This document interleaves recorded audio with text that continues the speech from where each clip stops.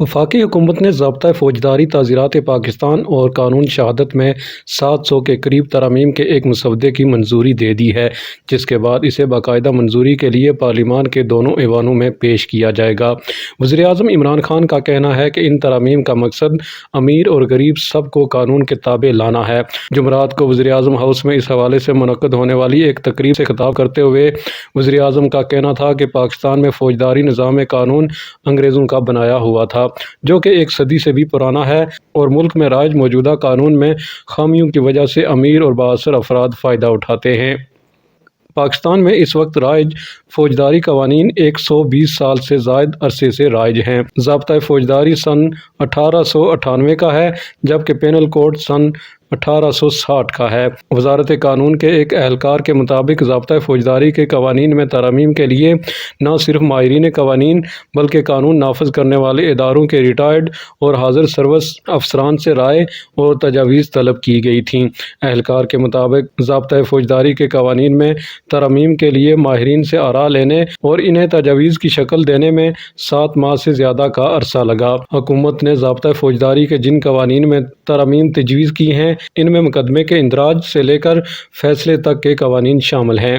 ضابطۂ فوجداری کے جن قوانین میں ترمیم کی منظوری دی گئی ہے، ان میں مقدمے کے اندراج کے بارے میں کہا گیا ہے کہ ایف آئی آر کا اندراج فوری ہوگا، اور اگر کسی وجہ سے مقدمہ درج نہیں ہوتا تو متعلقہ علاقے کے ایس ایچ او کے پاس ایف آئی آر کے اندراج کا اختیار ہوگا۔ موجودہ قانون میں اگر کسی شخص کی ایف آئی آر کا اندراج نہیں ہوتا تو یہ سیشن جج کی عدالت میں ضابطۂ فوجداری کی دفعہ 22A کے تحت مقدمے کے اندراج کے لیے درخواست دے سکتا ہے اور عدالت کے حکم پر مقدمہ درج کیا جا سکتا ہے۔ یہ ترمیم سابق فوجی صدر جنرل پرویز مشرف کے دور میں لائی گئی تھی، جس کے تحت سیشن جج کو کسی بھی مقدمے کے اندراج سے متعلق درخواست کی سماعت کا اختیار دیا گیا تھا۔ سابق چیف جسٹس آصف سعید کھوسہ نے دفعہ 22A کو ختم کرنے کی کوشش کی تھی، تاہم وکلاء کی مخالفت کی وجہ سے انہوں نے اپنا ارادہ ترک کر دیا تھا۔ حالیہ ترامیم میں تجویز دی گئی ہے کہ اگر مقدمہ غلط ثابت ہو تو ایف آئی آر درج کرنے والے شخص پر 5 سے 7 سال تک سزا کے علاوہ 5 لاکھ روپے جرمانہ عائد کیا جا سکے گا۔ اس سے پہلے مقدمہ جھوٹا ثابت ہونے پر مدعی مقدمہ کے خلاف ضابطۂ فوجداری کے دفعہ کے تحت کارروائی کی جاتی تھی،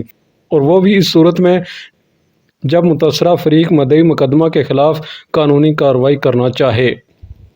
ان تجاویز میں یہ بھی کہا گیا ہے کہ تفتیشی افسر کسی بھی مقدمے کا چالان 14 دن کی بجائے 45 روز میں متعلقہ عدالت میں جمع کروائے گا، اور یہ چالان نامکمل نہیں ہوگا۔ ان تجاویز میں یہ بھی کہا گیا ہے کہ اگر کسی مقدمے میں کوئی ملزم اشتہاری ہو جائے تو متعلقہ عدالت کے پاس یہ اختیار ہوگا کہ وہ اشتہاری قرار دیے جانے والے شخص کا بینک اکاؤنٹ اور پاسپورٹ بھی ضبط کر لے۔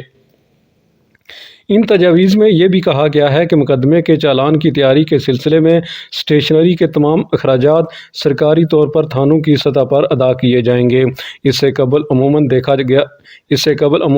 گیا ہے کہ پولیس کے سالانہ بجٹ میں اسٹیشنری کے نام پر معمولی فنڈز ضرور مختص کیے جاتے تھے، لیکن یہ شکایت عام تھی کہ تفتیشی افسر مقدمے کی ضمنیاں لکھنے کے لیے بھی مدعی مقدمہ سے پیسے لیتے ہیں۔ ان تجاویز میں یہ بھی کہا گیا ہے کہ اگر کسی پولیس افسر کو کسی بھی تھانے کا ایس ایچ او لگانا مقصود ہو تو مذکورہ افسر کی پیشہ ورانہ مہارت کے ساتھ ساتھ تعلیمی قابلیت BA سے کم نہیں ہونی چاہیے۔ ضابطۂ فوجداری اور تعزیرات پاکستان میں ترامیم کی ان تجاویز کے ساتھ ساتھ قانون شہادت میں ترامیم کی تجویز دی گئی ہے، اور ویڈیو اور آڈیو کو مستند ہونے کی صورت میں قابل قبول سمجھا جائے گا۔ ملک میں رائج قوانین کے تحت عدالتوں میں ان ثبوتوں کو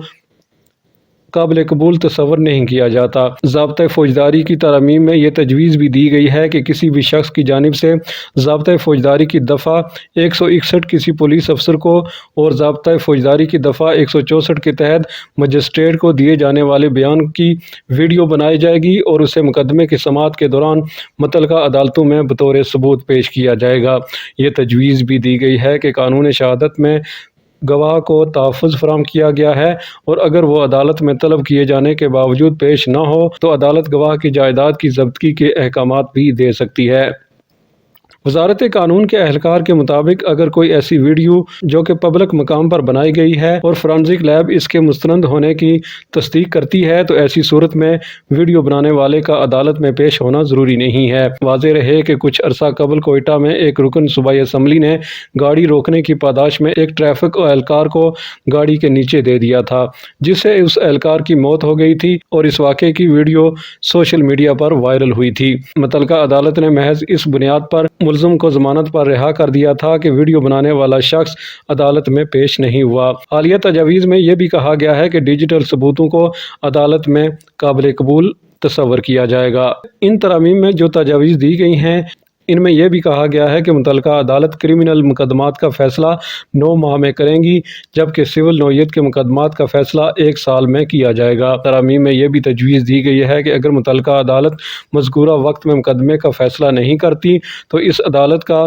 जज मुतल्लिका हाई कोर्ट को इसकी वज़ाहत देगा, और अगर मुतल्लिका हाई कोर्ट मातहत अदलिया के जज के जवाब से मुतमईन न हो तो फिर उस जज के ख़िलाफ़ मुतल्लिका हाई कोर्ट को इंज़बाती कार्रवाई करने का इख्तियार होगा। इससे कबल इंसदाद दहशतगर्दी एक्ट में नैब ऑर्डिनेंस के तहत मुतल्लिका अदालतों को चालान पेश होने के बाद 1 माह में मुकदमे का फ़ैसला करने का पाबंद बनाया गया था, लेकिन आज तक इस पर अमल दरामद नहीं हुआ। साबिक़ वज़ीर-ए-आज़म बेनज़ीर भुट्टो के कत्ल के मुकदमे का फ़ैसला भी मुतल्लिका इंसदाद दहशतगर्दी की अदालत ने 8 साल के बाद सुनाया था।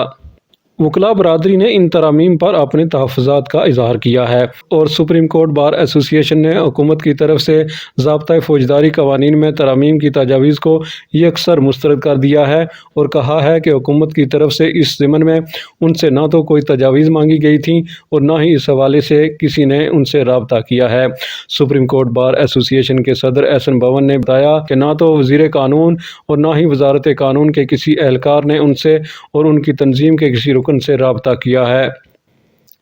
Islamabad high court bar association ने भी कहा है कि मुतल्लिका वजारत ने